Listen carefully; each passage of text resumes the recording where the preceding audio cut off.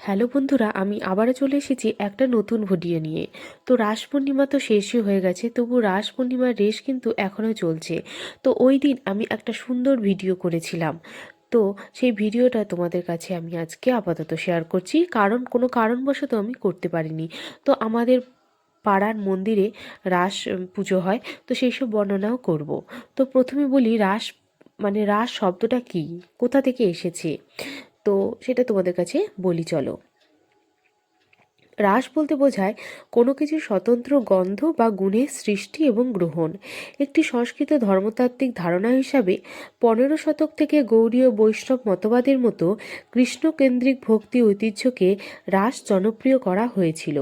ভগবান কৃষ্ণের রসপূর্ণ অর্থাৎ তাত্ত্বিক রসের সমৃদ্ধ কথাবস্তুকে রাসযাত্রার মাধ্যমে জীবাত্মার থেকে পরমাত্মায়, দৈনন্দিন জীবনের সুখানুভূতিকে আধ্যাত্মিকতায় এবং কাম প্রবৃত্তিসমূহকে প্রেমাত্মক প্রকৃতিতে রূপ প্রদান করাই হল রাসযাত্রার তাৎপর্য। কিভাবে শুরু হয় এই উৎসব? বস্ত্রহরণের দিন গোপিনীদের কাছে কৃষ্ণ প্রতিজ্ঞা করেছিলেন যে পরবর্তী পূর্ণিমা তিথিতে তিনি রাসলীলা করবেন। শ্রীকৃষ্ণের সুমধুর বংশী ধ্বনিতে মুগ্ধ হয়ে গোপিনীবৃন্দ আপন আপন কর্তব্য কর্ম বিসর্জন দিয়ে সংসারের সকল মোহ পরিত্যাগ করে বৃন্দাবনে উপস্থিত হয়েছিলেন এবং শ্রীকৃষ্ণের চরণে নিজেদের সমর্পণ করেছিলেন। প্রথমে শ্রীকৃষ্ণ গোপিনীদের স্বগৃহে ফিরে যেতে অনুরোধ করে বলেন তাদের সংসার ধর্ম পালন করা উচিত, কিন্তু গোপিনীরা নিজেদের মতে দৃঢ় ছিলেন। ভগবান ভক্তের অধীন।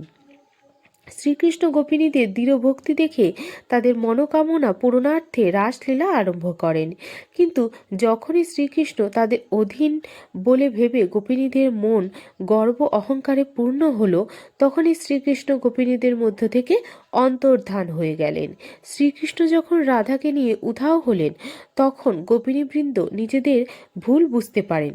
ভগবানকে একমাত্র আমার বলে ভেবে অহংকারের ফলে শ্রীকৃষ্ণকে তারা হারিয়ে ফেলেছিলেন। যেহেতু শ্রীকৃষ্ণ স্ত্রী জগতের পতি, তাই তাকে কোনো মায়াবন্ধনে বেঁধে রাখা যায় না। তখন গোপিনীবৃন্দ একাগ্রচিত্তে শ্রীকৃষ্ণের স্তুতি করতে শুরু করেন। ভক্তের ভক্তিতে সন্তুষ্ট হয়ে ভগবান গোপিনীদের মানব জীবনের পরমার্থ বুঝিয়ে দিয়ে তাদের অন্তর পরিশুদ্ধ করেন। গোপিনীদের ইচ্ছাকে তিনি সম্মান জানিয়ে যতজন গোপিনী ততজন কৃষ্ণ হয়ে গোপিনীদের মনের অভিলাষ পূর্ণ করেছিলেন, আর গোপীবৃন্দও জাগতিক ক্লেশ থেকে মুক্তি লাভ করেছিলেন। এইভাবে জগতে রাস উৎসবের প্রচলন ঘটে।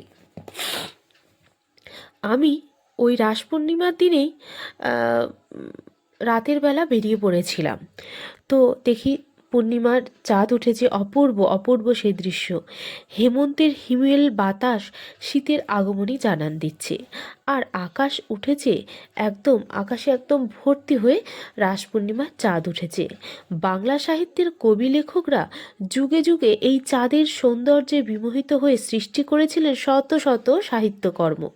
আমাদের এখানের মন্দিরে প্রতি বছরই রাত উৎসব পালিত হয়। এখানে একদল কীর্তনিয়া লীলা কীর্তন গাইছে, আর ভক্তেরা শ্রীকৃষ্ণের লীলার মহিমা ভক্তিভাবে গানে গানে সুরে সুরে শুনছে। কি অপূর্ব দৃশ্য, তাই না?